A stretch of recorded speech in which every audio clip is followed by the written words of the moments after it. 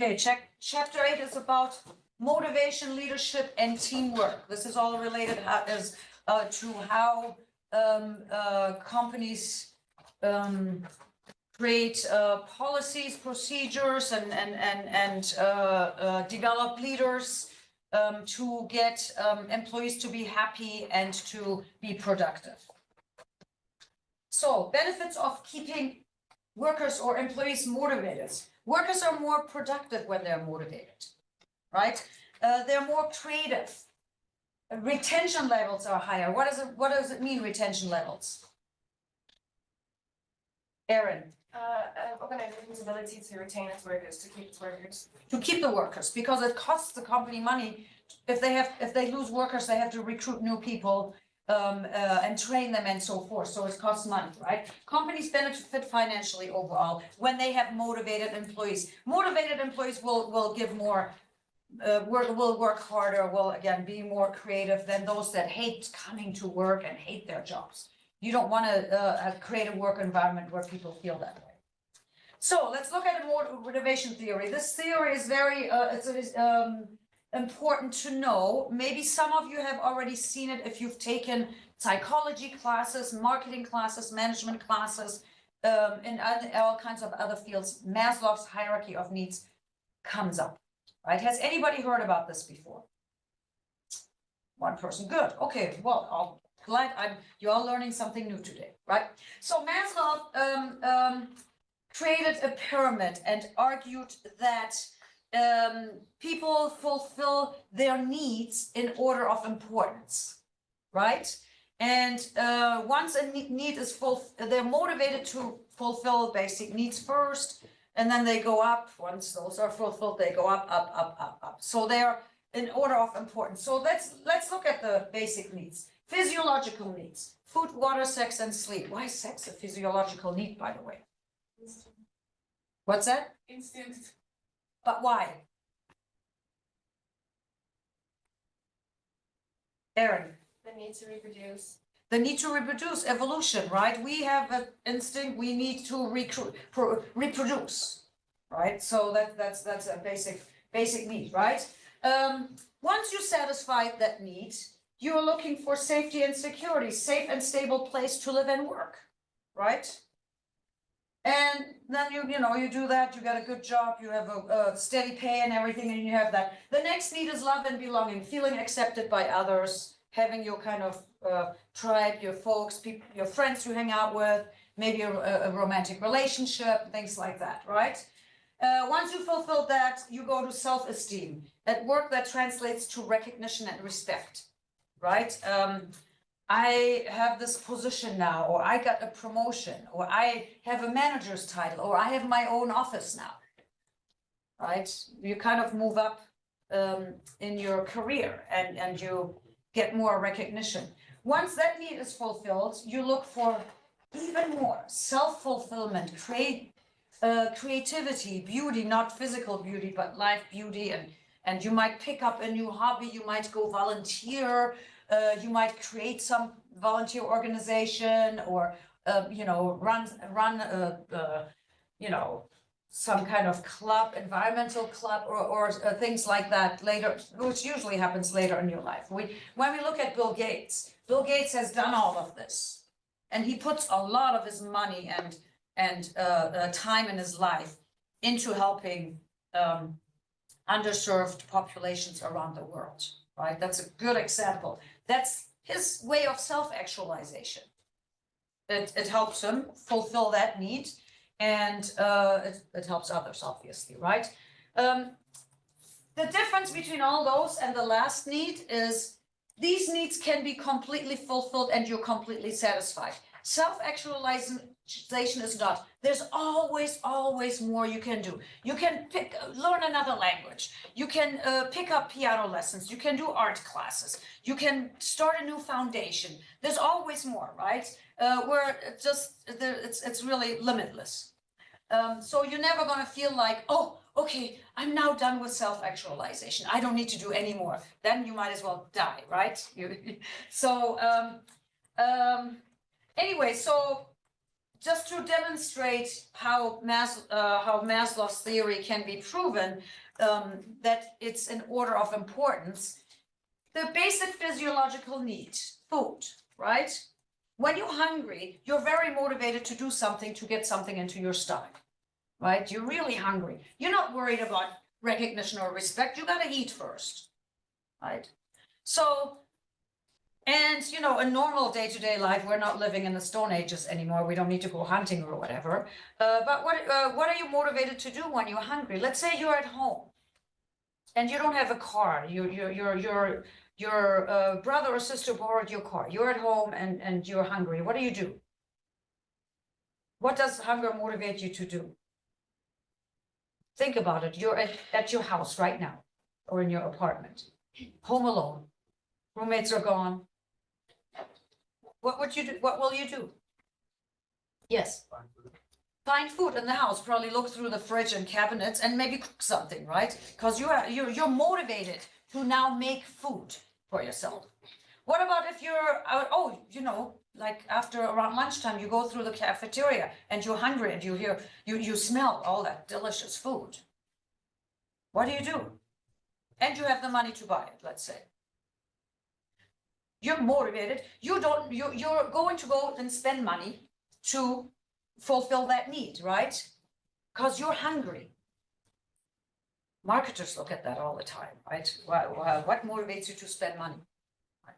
To fulfill a need. So they look for needs, or that if the need isn't there, they make you think you have that need, right? That's what marketers do. Anyway, let's say now you've eaten, you're full, and you walk through the cafeteria again, and it still smells exactly the same. Except the only difference is you're not hungry anymore. Are you now motivated to go and get in line, order something, and get in line again to pay? Can take you half an hour in the cafeteria to finally get your food sometimes, right? You wait 15 minutes to get your order placed and get made, and then another 15 minutes at the register if you go like at 12 o'clock or something. But will you be motivated to do that? No, because you're no longer hungry. So then, you know, that's when you're like, done, I'm done with this. Then you're going to the next level, and so on. Any questions? There are other theories, of course. Hertzberg's motivator hygiene theory. Sometimes they call it motivation maintenance theory, right? He breaks it down into two factors. The hygiene or maintenance factors and the motivators, right? So the hygiene factors are kind of the lower needs according to Maslow's theory. Those that kind of have to be there. You're not going to go to work if any of these are missing. Safe working environment, proper pay and benefits, and relationship with coworkers to a certain extent. Right? Have you ever, well, you all are young, but I have left jobs because of coworkers before. Once because of a coworker and once because of a manager. I left a job, and in the case of the manager, I didn't even have another job, but it was so unbearable that I left, and I left a place because of a coworker. So it is, you know, when you have your career job, if you're working part-time while in college and stuff, that might be okay. You're thinking, oh, I'm just doing this for that now. It's not my career. But if it's your career job, you're going to leave it, right? Yeah. But it is kind of important, right? But, you know, so if you have a miserable work environment that's not safe and your pay is not good, you might not quit on the spot, but you will not be motivated to do your best, and you'll probably be looking for a job on the side. Was that a hand raised or okay?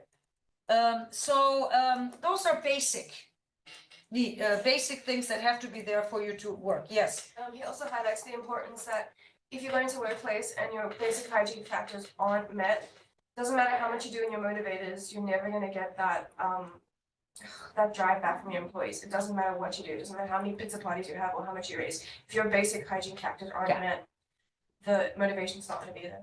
Yeah, you have to have both. Yeah, those have to be met, right? That's it. End of story. You're not going to go to work if those aren't there, right? Motivators are, you know, on top of that, more that employers can do more to motivate. You know, that's just going to give you the thing. Is like, okay, I'm going to stay. I may not do my best, but I'm going to do enough not to be fired, and so then my employer's happy with my work. But then there are motivators. There's recognition, responsibility, promotion, and job growth. What does all this mean? Give me an example of recognition that you can get at work. Maybe you have had one recently or have seen one. Yes, Matt. Employee of the month. Yeah, employee of the month. Yeah, that's recognition. You've done really well. You get the employee of the month. Yeah. Responsibility. Example of responsibility. Why is that even motivating? It's like kind of seems like more work. Yes. If you work at a business, like if you get access to like the financial things and like it motivates you because it shows you that you're building the trust. Yes, very good example. If you're working at a business and they give you some responsibility to, let's say, close the cash register at the end of the day, or some other financial access, that you have now a new responsibility. It builds a good relationship between you and your employer, because now you know your employer trusts you to deal with that. Right? And it doesn't necessarily have to be financial. It can be anything. They give you something else. Maybe you're working inside sales and they assign you a really important customer that wasn't on your list before. A new customer, and they give it to you, and you're like, wow, I'm gonna do really my best. They trust me to do this, to do a good job here, right? Yeah. Promotion, pretty obvious, right? You have a job and then you get a promotion and you're on the next level, which usually involves some kind of pay increase as well, right? Job growth, what's job growth?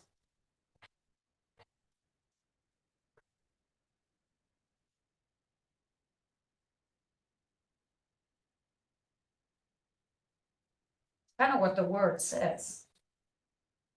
Any idea?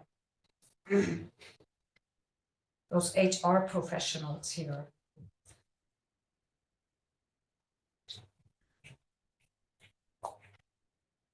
I mean, job growth kind of includes more responsibility, possibility of promotion, right? Providing a career path within a company for somebody, right? And adding things, adding functions to a job so it becomes a little more interesting. Every job becomes boring after a while, except mine, by the way. Really, I never get bored. I never get bored. But most jobs, yeah, you kind of get bored after a while. You got to keep learning. Learning is, by the way, motivator. My daughter graduated at the end of 21 and had a job for about a year and a half, and she was getting bored because she's like, okay, I'm really not learning anything, and she's only 23, right? So she just got a promotion and got a little more money, not too much, but a little more, and more responsibility, and now she's learning new things, right? So that motivates her to stay with the company and do her best. Yeah. If you're not learning, you're gonna get bored. We learn until the day, we should be learning until the day we die. Even little stuff, even if it's some new recipe that you have to try out in your retirement age, or maybe you're learning a new trick on the snowboard, or whatever it might be. We always have to learn something, right? You were gonna say something?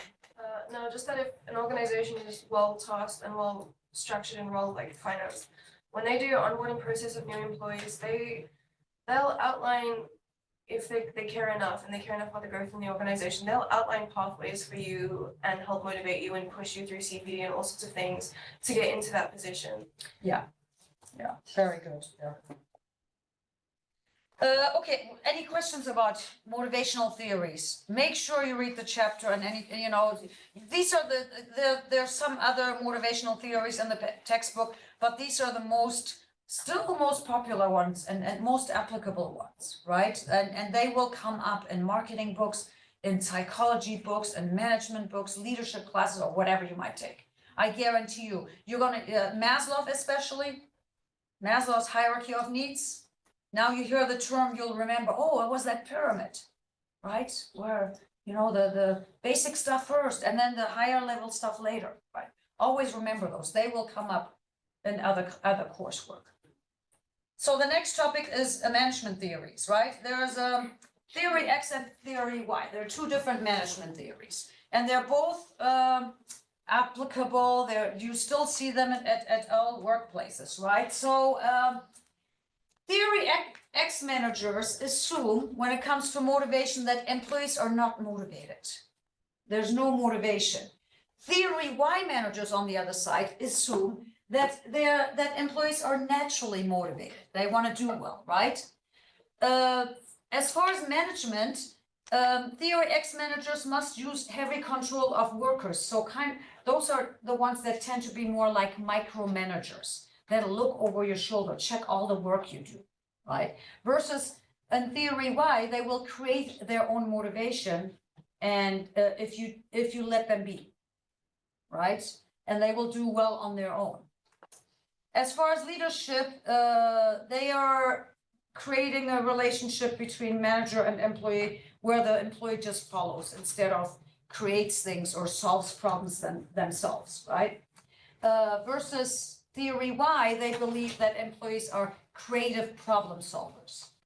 As far as responsibility, Theory X assumes that employees avoid responsibility, they don't want it.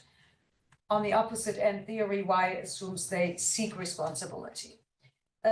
Needs, Theory X managers assume that employees just want security needs, they just want pay and job security, and that's it. But Theory Y managers believe they need intellectual stimulation. So based on those beliefs, the management style is quite different, right? And, they're not always so extreme, right? A lot of managers kind of fall more towards the closer to the middle, right? But what do you think, which style is better? Just by looking at this. Yes. The Y sounds much nicer, right? Yeah. For most people, the Y style, especially in these generations nowadays, I think it would have been better 100 years ago too, just people didn't know all this stuff, right? Not a lot of research has been done about this, right? Then there's another one, Theory Z. Theory Z is a little different, right? Theory Z managers, they believe in collaborative decision making, so a little bit more democratic, and they, teamwork is very prevalent in Theory Z. People have more generalized skills, right? Long-term employment workers are cooperative and loyal to the organization. They manage assuming that people are going to stay with the company for many, many years rather than job hop, right? And when you have organizations that apply Theory Z, that's more likely to happen. This is very common in countries like Japan, by the way, Theory Z management style.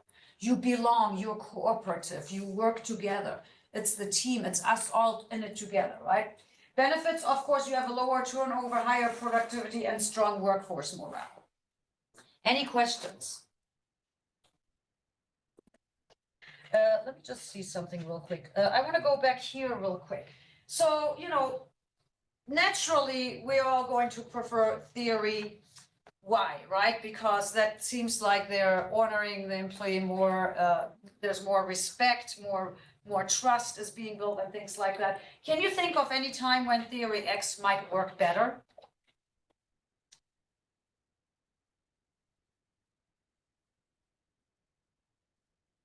Yes. If employees aren't working as hard. Maybe they're not doing, maybe the organization isn't, employees aren't working hard. Well, are you just going to say, okay, we're gonna punish you now and be Theory X, or we're gonna take back? Maybe they're not working hard because this is what's being applied. That could be too. You need to look at the big picture, right? And evaluate, why aren't employees working hard? Maybe you're being a little too strict and they're just doing the bare minimum.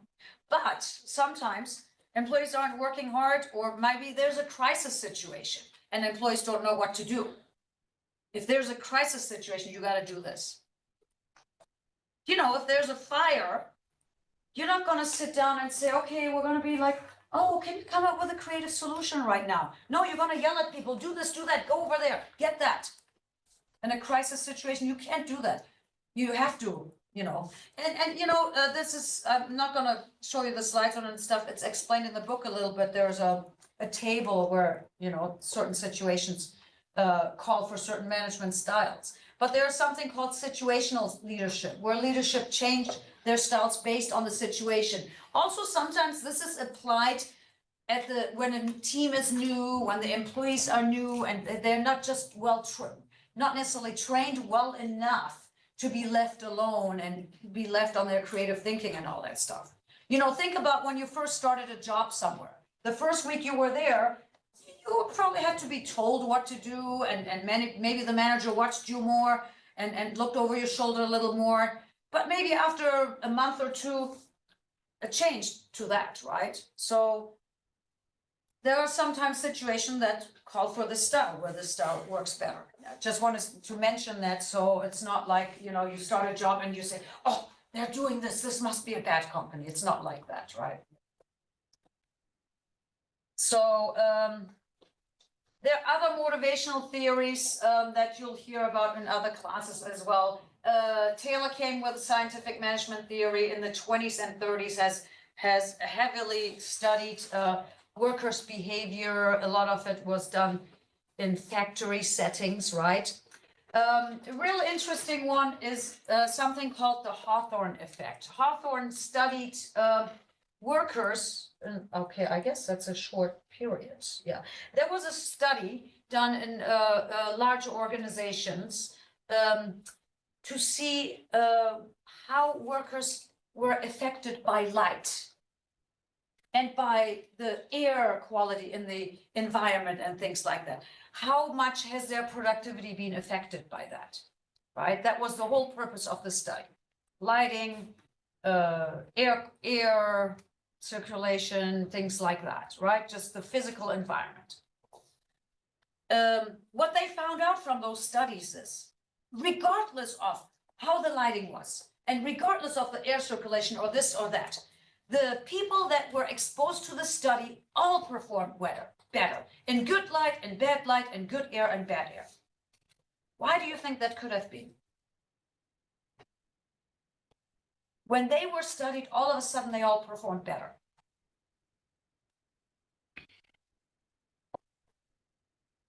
The reason why that was a side effect of the study, we could call it, that they weren't looking for, but they found out that they realized that when employees felt like they were cared for and that made them feel more important. And because of that, they performed better. They got the attention, they got talked to, they felt more important, basically.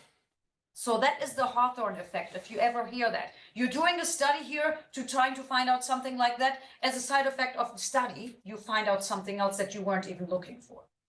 So the more time invest into your employees and effort, and the more you listen to them, because they were also, you know, they were asking them questions, because they were listened to, that was, they felt more important.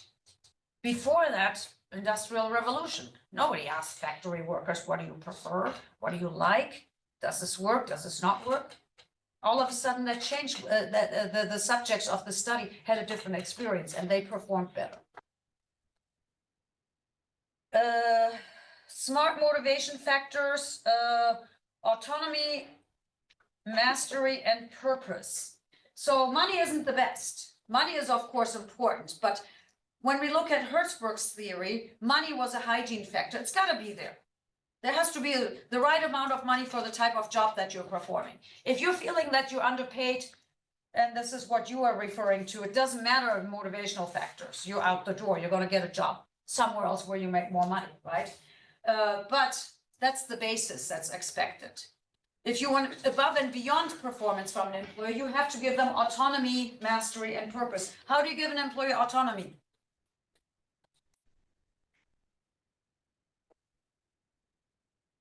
What does autonomy mean?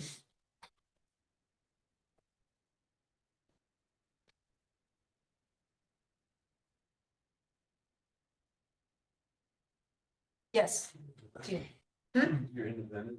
You're independent. You can make decisions on your own, and you know you have some kind of authority too, right? But mostly you're independent, right? Mastery. How can an employer give mastery to the employee?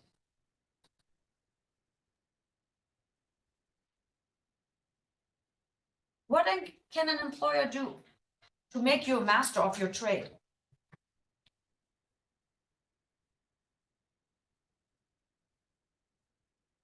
Aaron. Train and upskill you. Train and upskill your skills, that's right. All kinds of, they can provide training opportunities. They can help with tuition assistance if you want to take courses or get a master's degree, right? There are all kinds of things that employers can do to help an employee develop their skills and their knowledge and become a better contributor, right? And purpose. Giving an employee a sense of purpose, making them feel important, listening to them, right? Next topic is leadership. Leading is a process of influencing, motivating, and enabling others to contribute to the success and effectiveness of an organization by achieving its goals. We kind of touched on this last week when we talked about management in organizations, because leadership is a big part of management, right? But a lot of it is, motivation, influencing. Leaders are visionary. They want to communicate a vision and make sure that people follow the vision, right? Or share the vision, I should say, right?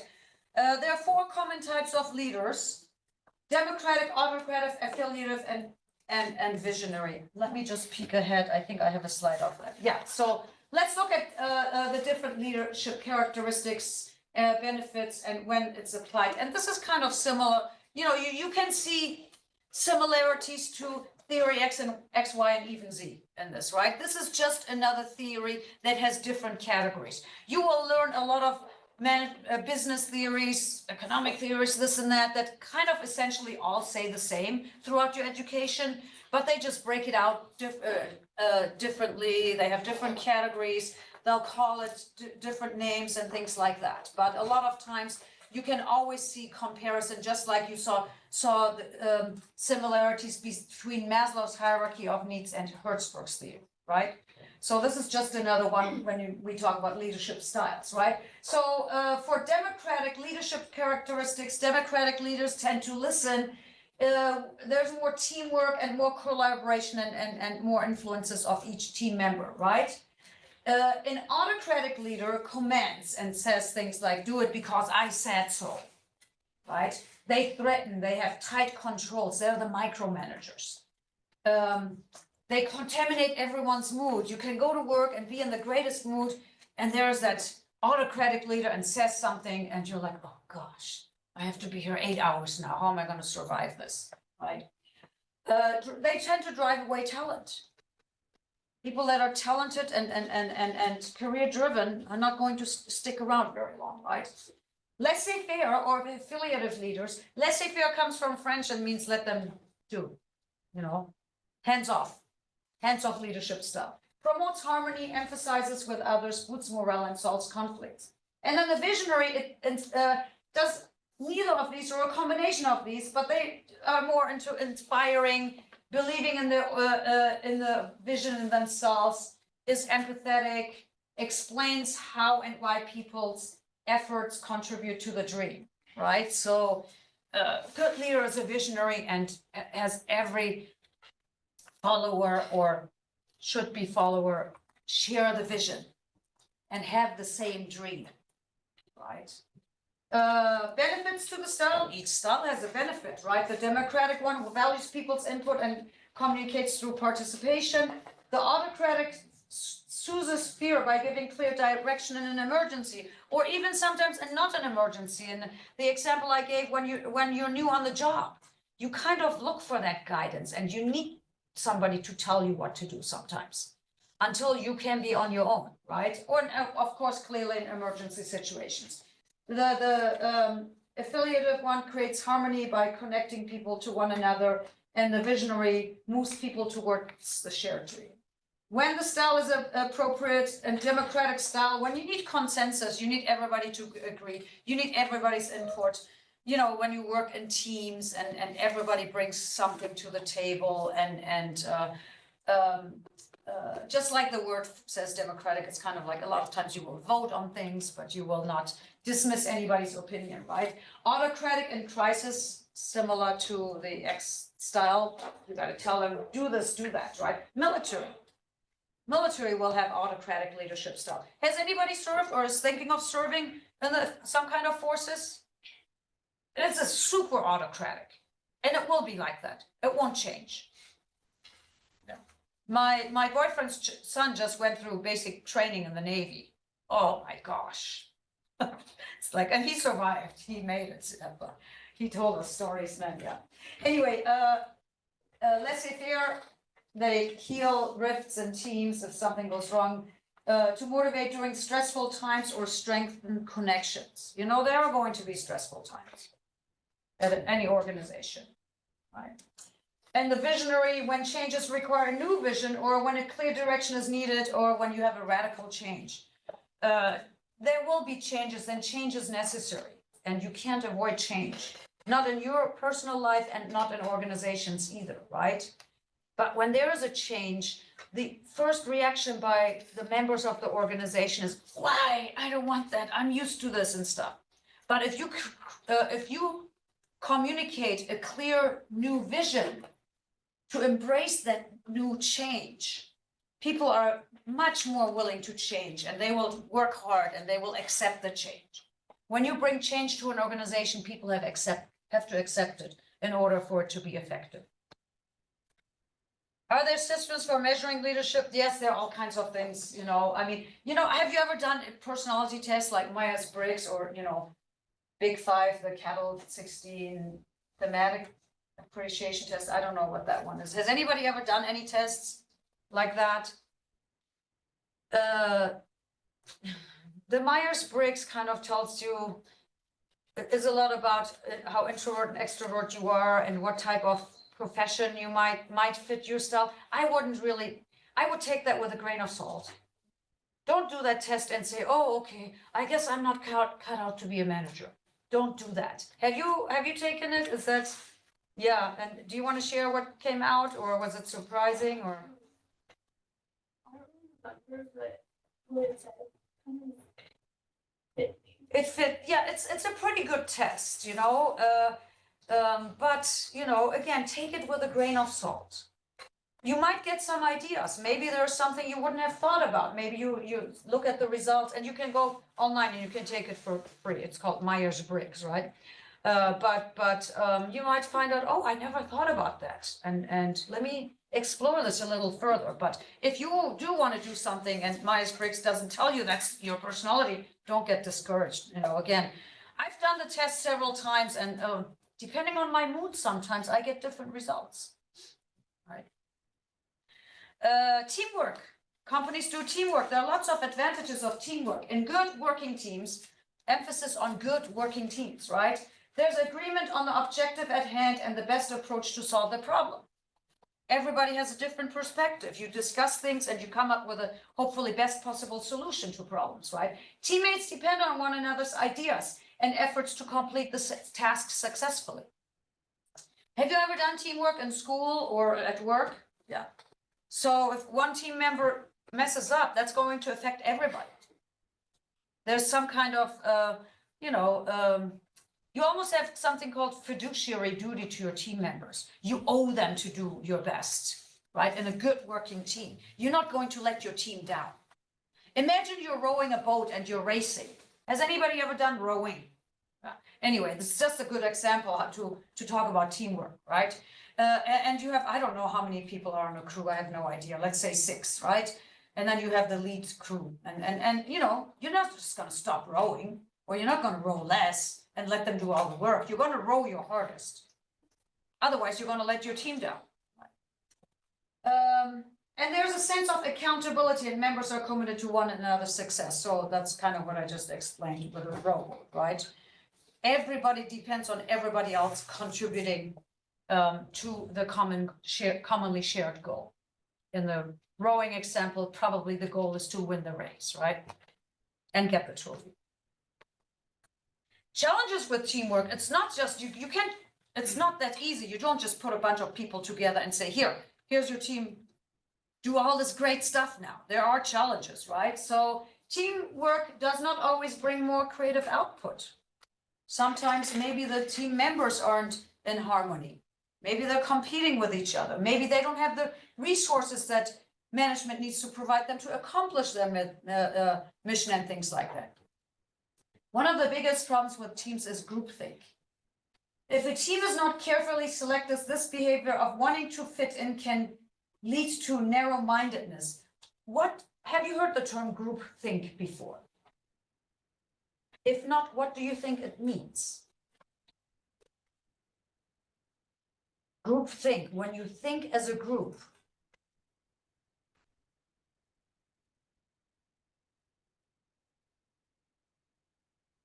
Yes, Ty. Oh, you're around other people, so you start to think like everyone.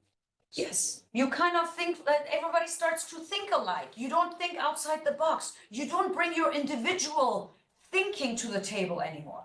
And that's dangerous. Because now, you put a team together because you want diverse opinions and perspectives. But if a team is together too long and they're too harmonious and they get along too well and they all start agreeing on each other and nobody questions anything anymore, you need to question things to come up with better solutions. Or it doesn't even have to be a problem-solving thing. It could be just something somebody thinks, oh, why are we doing it this way? We could do it this way and be much more effective. But you're not going to bring it because everybody likes doing it. Everybody else likes doing it a certain way. Because you've been working together for too long. And that's why a lot of times teams also get shuffled up in organizations. You're not going to start working in a team at a company and let's say you stay with that company all your life, your team is going to change. Sometimes because people come and go, but other times because things get shuffled, right? Different generations in the workforce may have different styles and expectations. We have quite a wide range of age in workers today. From, like career jobs from the early 20s to the 70s. There are like 3 different generations in there, right? And they are all used to different styles, different they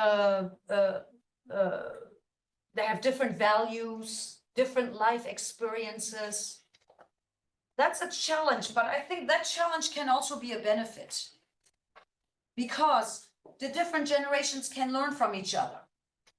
Not only can the younger learn from the older, but the other way around. I can't tell you how much I learn from my kids, right? A lot.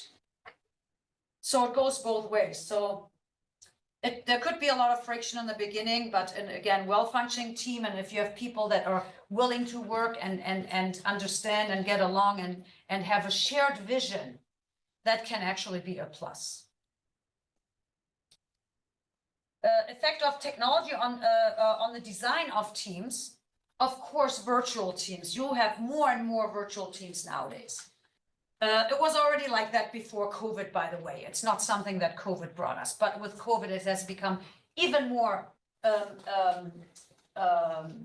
prevalent in the workforce, right? There are a lot of tools that help. Conference calls, emails. Emails is so old, right? Video conferencing, of course. We're all zoomed out, right? During COVID, we were all zoomed out. I used to do Zoom lectures. Oh my gosh. First, I was like, sure, we can do it over Zoom, but by the end of the semester, I was dead tired. I don't get the feedback. Even when you guys are just sitting here and not even participating, I still get some energy from you guys, right? But on Zoom, there's 0. Most don't even turn on their cameras, right? Yeah. Anyway, but I used to give extra credit for those that turn on their cameras, and all of a sudden I saw these nice student faces, right? But anyway, live broadcasting, webcasts, wikis, and all these tools that help. And there are a lot of well-functioning virtual teams. Of course, my daughter's job is virtual. All the people work at home, and it's been like that before COVID too. They're remote jobs because they all live in different territories and are in charge of different territories. But they're working well together, right? But it's pretty hard at times. She is always so excited if they ever have a meeting in San Francisco or something, and or she goes somewhere to travel. Yeah, that personal connection is missing. And you can do a lot. You can write nice emails or text. Or texting is the worst. You can. There's so much miscommunication during texting because now you're also using the minimum amount of words. That personal connection, the body language, the nonverbal communication and all that, you miss that when you're not seeing each other, which video conferencing helps, but only to a certain extent, right? Anyway, that's it. Let me go ahead and stop the recording.